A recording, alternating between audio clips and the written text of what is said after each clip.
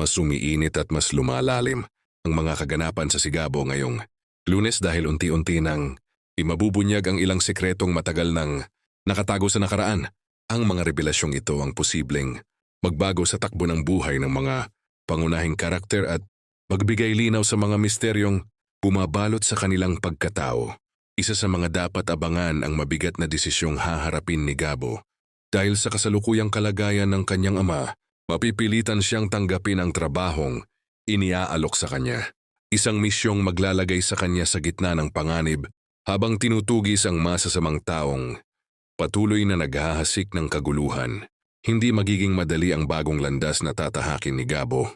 Habang ginagawa niya ang lahat para sa kanyang pamilya, posible rin siyang mapalapit sa mga katotohanang matagal nang inililihim sa kanya. Ang trabahong una niyang tiningnan bilang paraan upang makaraos ay maaring maging susi pala sa pagbubukas ng mas malaking misteryo. Samantala, muling mag-cruise ang landas ni Gabo at Sam. Sa kanilang muling pagtatagpo, tila hindi lamang simpleng pagkakataon ang nagdala sa kanila sa iisang direksyon. Sa kabila ng mga pangyayaring naglayo sa kanila, may puwersang tila patuloy na nag-uugnay sa kanilang mga kapalaran. Mas magiging palaisipan ang lahat kapag may madidiskubreng mas malalim na koneksyon sa pagitan ng kanilang mga nakaraan. Ano nga ba ang katotohanang matagal nang nakabaon? At sino ang posibleng masaktan kapag tuluyan na itong nabunyag? Posibleng ang mga sagot ay mas malapit lamang sa kanila kaysa sa kanilang inaakala.